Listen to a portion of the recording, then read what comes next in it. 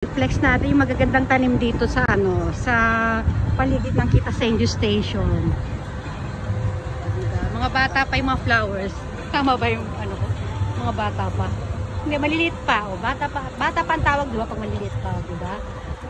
Ayan, o, diba? Ang gaganda ng mga nila. Ganda ng mga combination nila, diba? O. Ito pa. Ayan, o. Ang sarap. Ang sarap tanawin. Ito, anong bulaklak ba to? Hindi ko mabasa yung mga pangalan nila. Basta alam ko. Flower ang nakasulat to. Pangalan ng flowers. Ayan, diba? Ang ganda nila, guys. So, tcharan! Natin konting ganyan. Nandito tayo.